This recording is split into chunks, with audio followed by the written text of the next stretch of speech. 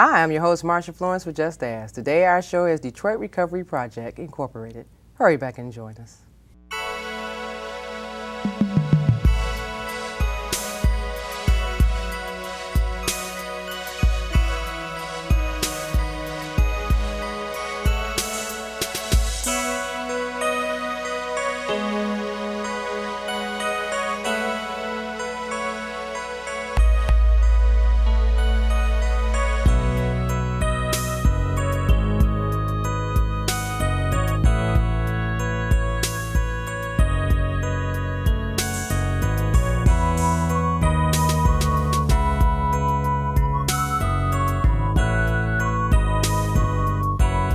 Hi, I'm your host, Marsha Florence with Just Ask. Today our show is Detroit Recovery Project Incorporated with the president and CEO himself, Andre Johnson. Good morning, Mr. Johnson. Good morning, Marsha. Glad to see you.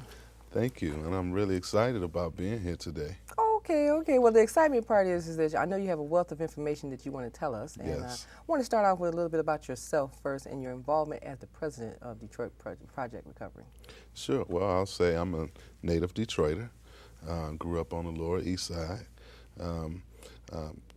Oldest of three children, of four, a family of four, I'm saying.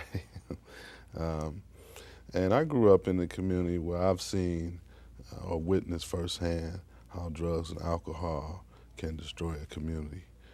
The home that I was raised in on the east side has about 4 to 5 houses still standing on the block.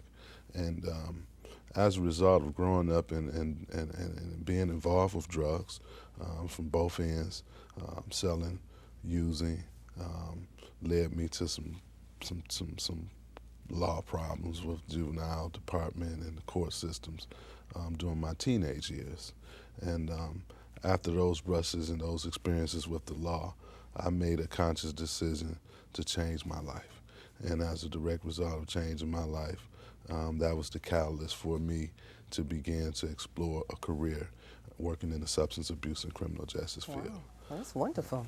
So your firsthand experience along the way gave you insight of what you're doing today. Absolutely. Okay, great. Now tell us about the program itself. I mean, it's a lovely name, okay, Recovery Project. So tell us about how and what services you guys provide. Well, Detroit Recovery Project is a nonprofit organization that provides an array of services targeting people of the recovery community. And people of the recovery community are individuals who have overcome alcohol and substance abuse challenges or disorders. Okay. And what we found is our agency was founded in 2005. We're a spin-off organization of Partnership for a Drug-Free Detroit. It's a local coalition of substance abuse treatment and prevention providers in the city of Detroit, which is the chairpersons are Councilwoman Alberta Tinsley Talabi and Dr. Calvin Trent. And at that time, I once worked for them, and I started Detroit Recovery Project. And as a result, it just began to have a life of its own. Okay. We found that a lot of people in the recovery community had a lot of special needs. A lot of doors had been closing.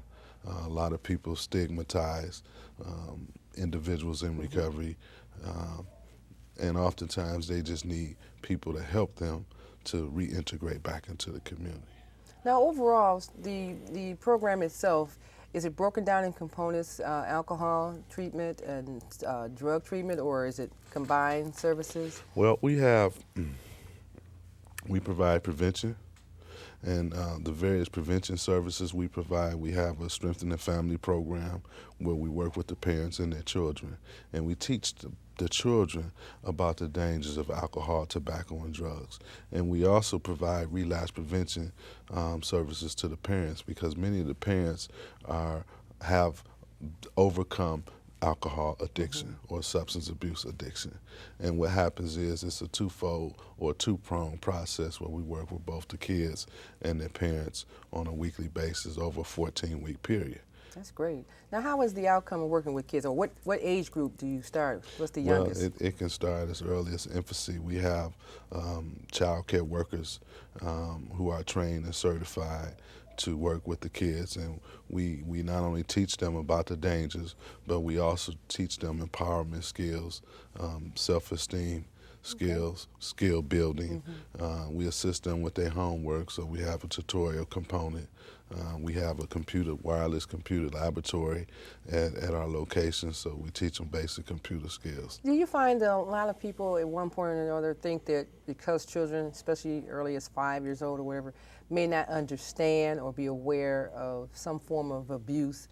So some parents who are abusing drugs or something say, oh, well, she's just a baby, she don't know. But in actuality, kids as far as probably the age of 5 and maybe even slightly younger are aware that something's wrong? Absolutely. The children always know something wrong. They may not be able to pinpoint that the mother or father is abusing alcohol or drugs, but the children are impacted by the parents' behavior from using alcohol and drugs. But the children are impacted. They know that something is not right when mom and daddy are not coming home on a regular basis. Or, you know, the Christmas toys was under the tree Christmas Eve and they disappeared on Christmas Day. Or, you know, they're not wearing decent clothes, you know, to school. They don't have a winter coat and everybody else have a winter coat. Or, you know, no food in the home. And the story goes on and on. You know, kids usually adapt, though. Kids will adapt to whatever situation is occurring. With children tend to be resilient. They tend to be resilient, but and they adapt. I certainly agree, but they also know when something's not right. Okay. Well, you got a good point there, because I know, as you know, we see the generation of children coming up today. They seem to be more in tune to what's going on in the family, and some of the kids take on the role as an adult, even though they're children. Absolutely. You know, and they say, well, I have to cook for my little brothers and sisters. I got to go out here and work, or I got to get some money to make sure that my little brother and sister get to eat or go to school. Absolutely. Some do. They have leadership, and they take the initiative of beginning to take on the parent responsibility when the parent is absent or when the parent is neglectful, particularly to their siblings. And that's usually the responsibility of the older sibling, in most cases anyway. Older siblings are trained to say, you know, you got to look after your little brother and little sister, no matter what, which is a great thing. That's why I'm a little sister. So I'll tell you what, Andre Johnson, we're going to take a break and come right back with some more information about Detroit Recovery Project Incorporated. We'll be right back.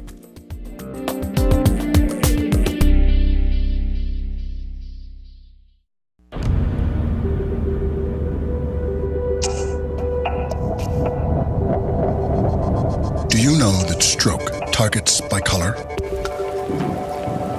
Odds are, if you're African American, you're twice as likely to suffer a stroke as white Americans.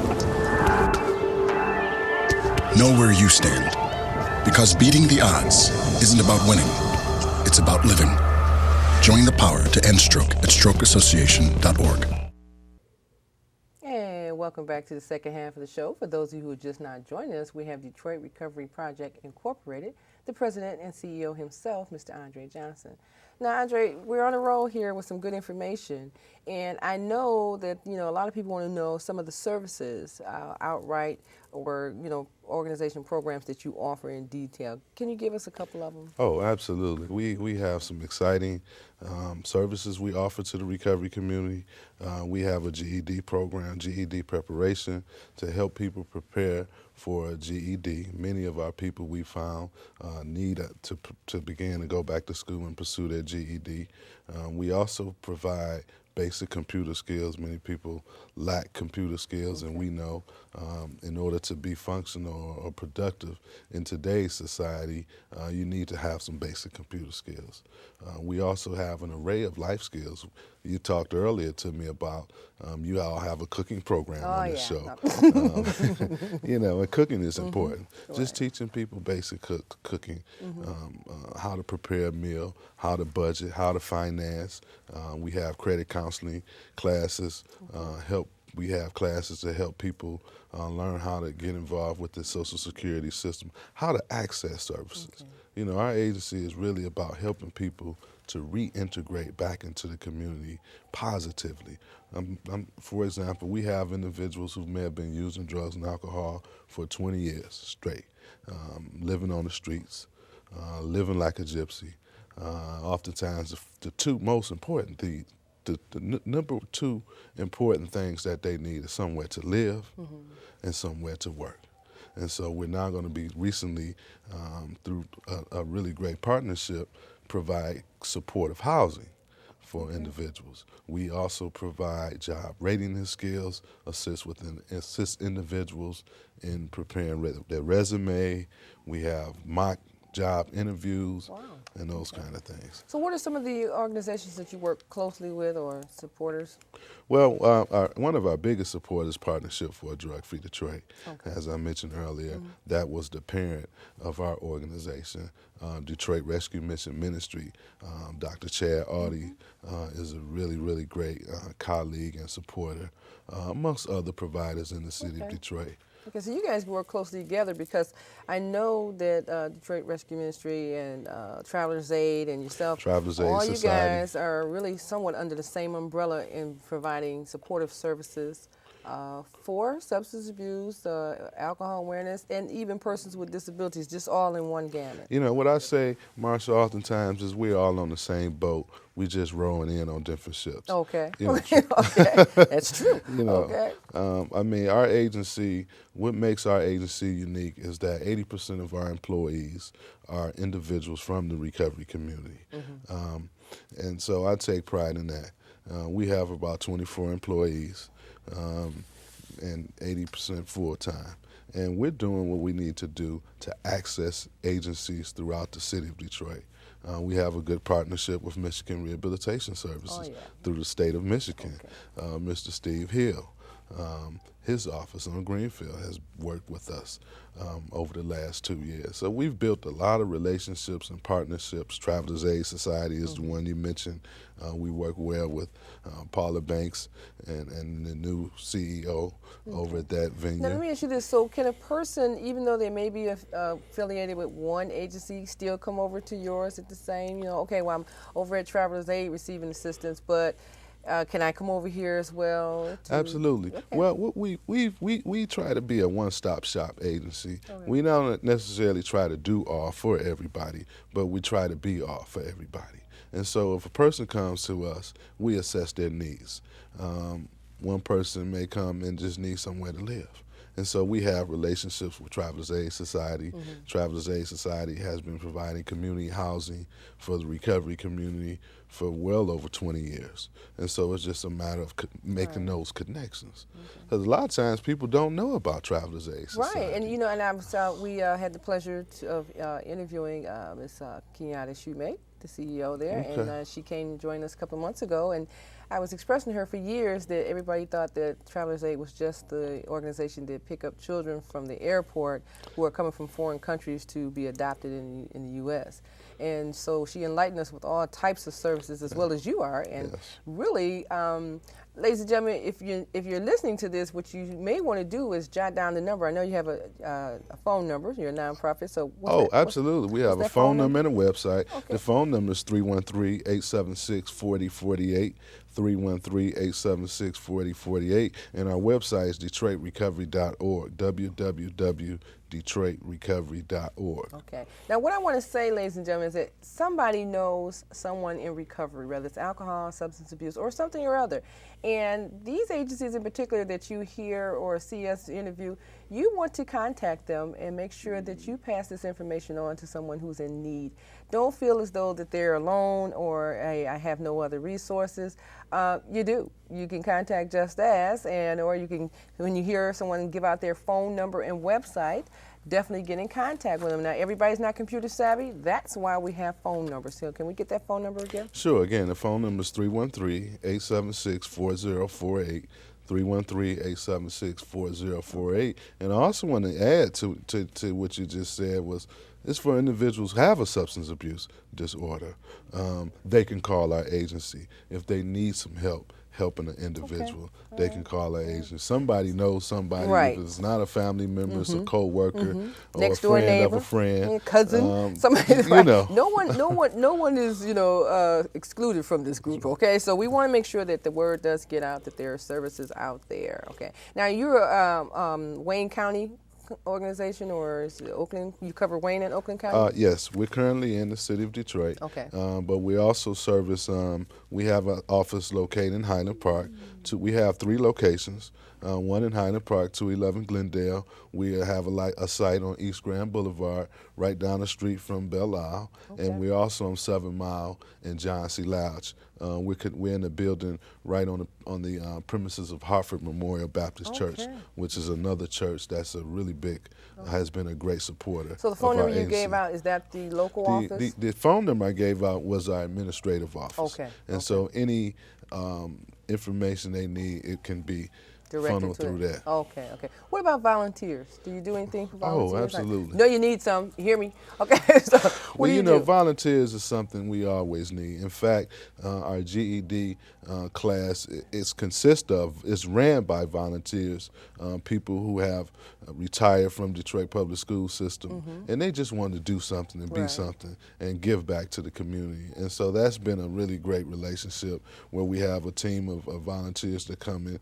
just teach people basic math, reading, social studies, okay. yada, yada, yada. And then we also have other program opportunities for the volunteers to get involved in our agency. So we have a volunteer component, and if anybody's interested in volunteering, they can call that number 313-876-4048. Okay, well, we have to check that out, because listen, if you are a volunteer, you're at home, and you're saying to yourself, I want something to do, this is the kind of agency you want to call and find out, what can I do to give my time to? So why not give them a call? Or call us here at the Just Dance hotline, 248-988-0250, and ask us a question, okay? And we'll see if we can answer it, or refer you to the place of interest to you, okay? Now, you know, Andre, I know it's a whole host of questions I have here for you. So does your disability, okay, so when a person has a combination of substance abuse and a disability, physical disability, does your agency collaborate with any other agency to see if they can support this person all the way through, or can your agency just go ahead and handle both ends of the substance abuse / then we're dealing with the disability itself, which may be physical? Well, our agency, again, emphasis is on recovery. Okay. We are into helping individuals who are recovering from alcohol and drugs, whether they're disabled or not. It does not matter. Okay. We're there to help people in the recovery community. We realize that there's a large number of people in the recovery community that reside in the city of Detroit. Not to cut you off, but is there an age criteria? A certain age for? We target adults, Okay, 18 and up, 18 and up. 18 and up. All right. And you notice that a lot of our young people are starting to drink early in life. I mean, you know, as far as 12, if not even earlier, if parents are away from home. And it used to be a time, and I don't know if they still do this, but in the movies you used to always see there was a cabinet or something that held the liquor and stuff, and all of a sudden now parents have gotten away from that beautiful cabinet where when company comes, you have something to drink. I Okay. think that part of the situation over the years where children were left home unattended allowed them to drink freely from the cabinets. And then from the cabinets, they finish out going in the streets or find a friend who's old enough to obtain alcohol. And I have a real thing about any adult who purchase alcohol for kids, adult purchase alcohol, firearms, any other thing. I really frown on that, because let them be a kid first. Okay, Sure. You got plenty of time to be an adult. Let them be a kid first. So, you know, but do you think that had any impact, that kids could just start to drink early and not think about when they started and how to come out of from under it? Well, I can share with you my personal experiences. In my home, we had a bar, and we had liquor and alcohol in our bar. And I remember as a teenager being curious, what does Christian Brothers taste like? What does Hennessy taste like? And I just wanted to see what it tastes like. And it had me feeling a little goofy and crazy. And I liked that goofy and crazy feeling after a while. But little did I know I was developing a habit for alcohol. And I think what happens is, at that time as a teenager, I can't remember being taught much about the dangers of alcohol and drugs, or really being educated. You know, I grew up under the notion that once a drunk, always a drunk. You know, in order to be an alcoholic, you had to be somewhere, you know, staggering up and down the street, and that's not necessarily the case. Alcohol, drugs affects all individuals. It doesn't discriminate against age. It doesn't discriminate against creed, religion, color, or none of those type of things. And so I think it's important that we begin to put more emphasis on prevention. And that's what's needed in our public school system throughout the community, is to educate and teach kids about the long-term physical and psychological effects that drugs and alcohol can have on the body. And it really can affect the body when you begin to use at a younger age. Okay. Well, on that note, we're going to take another break. And ladies and gentlemen, we'll be right back. Don't miss this.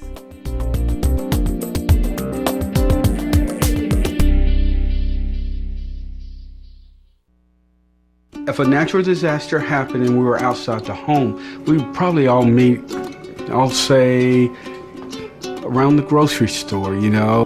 We would all meet at a bus stop. That is our meeting place. Well, we would probably just meet out in front of the house. We'd probably meet at our neighbor's house. If you have no plan, then you can just plan what to do as it happens.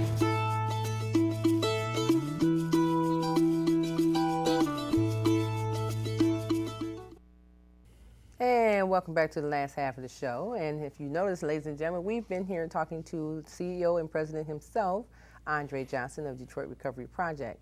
Now, what I'm getting at today, ladies and gentlemen, is that more or less what you want to do is that you want to write down the website or use the phone number to contact Andre Johnson and his staff and find out about more of the services and any upcoming events and things like that that will support substance abuse of any kind. Now, you know what, Andre, I wanted to ask you a personal question, and if you feel it would honor us with knowing, how has the recovery been for you? Well, I'll tell you this. I've been in long-term recovery for nearly 20 years, and that means that I have not used drugs and alcohol for almost 20 years. And if it had not been for long-term recovery, I would have not been able to successfully go back to school and get my GED, go back to college, or I actually attended Wayne County Community College. I went on to graduate from Morehouse College in Atlanta, Georgia, and pursue my Bachelor of Arts degree in psychology, my master's degree in organizational management. If it was not for recovery, I wouldn't be a businessman and be able to run a company. If it was not for recovery, I wouldn't be able to be a father to my daughter. If it was not for recovery, I wouldn't be able to be a husband to my wife. If it was not for recovery, I wouldn't be able to be a big brother to my little brother, who I'm now raising as a direct result of my mother's death a few years ago. So I've benefited greatly from, not only as an individual, but my family has benefited. My community has benefited, because I'm no longer a terrorist to the community. I'm an individual that's trying to help uplift and build the community, and particularly the recovery community. And so this is my life. This is something I talk about. I talk to people on a day-to-day basis. Recovery, everybody benefits from the recovery community. We know that, if you don't know, alcohol and addiction plagues not only the community, but it impacts the community in a bigger way. You know, we talk about health care, we talk about the criminal justice system, whether there's a woman selling her body to support drugs, or whether there's a man or a woman being promiscuous while they're under the influence of drugs. The HIV community. 80% of IV drug users are HIV cases. We talked earlier about children, abandonment, child neglect. The parents are neglecting and abusing their children because of the alcohol So there's a and lot, drug a abuse. lot of involvement. Absolutely. One person can impact several different agencies, or become a part of several different agencies, due to the fact that all these people or individuals are impacted by this one behavior. One behavior. One behavior, okay. So, you know, there's many facets that affect substance abuse. You know, oftentimes people just look at the person or the crack addict that's stealing at the time, but stealing, you know, criminal, the system is all affected by substance abuse in our community. Well, you're definitely, I mean, I don't want to call the word survivor, more or less, but you're a pioneer in the recovery, and I understand why the organization or the company's name, Detroit Recovery Project, and that's a very serious name for the services that you provide. And we hope here at Just Ask that we have shed some insight on your services, and we do want Thank to, you. ask you to come back. Is there any upcoming events or anything that we should know about? Absolutely. I would say stay tuned. September is National Alcohol and Drug Addiction Recovery Month. So we do a lot of activities to increase public awareness around the city of Detroit.